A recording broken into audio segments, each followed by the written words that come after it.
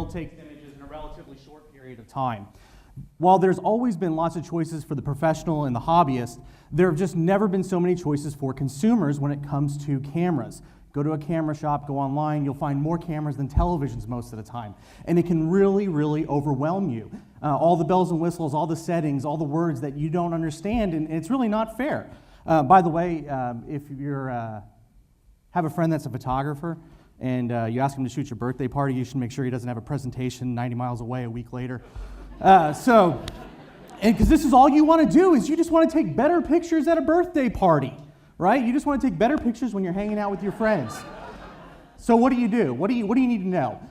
Couple of things. First of all, there are lots of different options out there, and anybody that tells you one camera manufacturer is better than another is lying to themselves and lying to you. There's lots of great cameras, and they all do different things. So you need to find a camera that meets your needs, okay? Find out what those are, do some research, find a camera that meets your needs. Now, when you finally go out and you go shopping, your bucks should not stop at megapixel. Megapixel is that word everyone likes to throw around, but nobody really knows what it means, okay? If you're going to be shooting assignments for National Geographic magazine, yes, go find the camera with the largest amount of megapixel. If you're shooting assignments for the Smith family, just go find a camera that meets your needs, 8 megapixels, something like that, but look for other camera features, resolution, maybe one that's beer-proof, okay? They make some great cameras that are shock resistant now, so if you're one of those clumsy people that's dropped your camera 8 times and now it just doesn't quite work the same, find one that's maybe shock resistant, okay? So find one that meets your needs.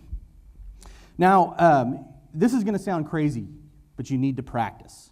Okay, you got to practice with your camera because you'll go out, all right, and you'll find this camera and you love it, and you go out and you take pictures. And every Saturday night after 8 beers, you take the worst pictures in the world, and you don't understand why. And maybe it's because you had a few beers, but maybe it's because you just don't know your camera very well. All right, so get the camera out and practice with it a little bit. Another thing, make sure you're shooting in the highest quality possible. Okay? Cameras often have different quality settings, so make sure you're shooting in the highest quality possible. And if you're shooting in the low quality because you have a memory card that has less space on it than a 3.5-inch floppy disk, okay? Throw it in the trash, go to the store and buy a new one, okay? Because you will be much happier with your images at the higher quality settings. So now you've taken your pictures, you figured out your camera, you've practiced a little bit, but you get home and you're just like overwhelmed because now you've got all these pictures on your computer and you don't really know what to do with them.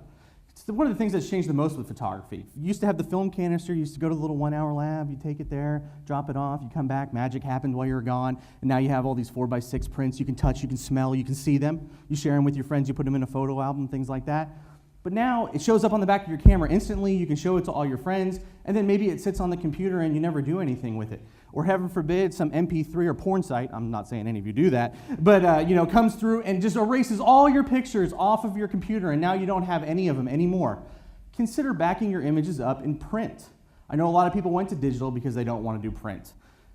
It's a great way to show your pictures with your friends. So you don't have to drag everybody over to the computer. You can put them on a photo album again. Consider backing your pictures up in print. For heaven's sakes, if you don't print them out, at least back them up on your computer so you've got them. So that's a lot of information about the camera, but what can you be doing to take better pictures at your family events, your parties, the birthdays, and all that stuff? There are lots of things that you can be doing, but one of the things that you can do that can make the biggest difference is learn to be a storyteller.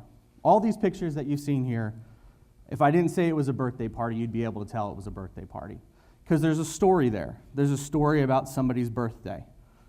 And you can sum them up in a lot of one images. Look at one picture, and you can see that there was a birthday party. But there's lots of images here. And all together, you see that there's a birthday party. So when you're at the bar, you're at the birthday parties, you're hanging out with your friends at the lake, take the time to say, what can I do to make a story out of this? And those things will start to come together.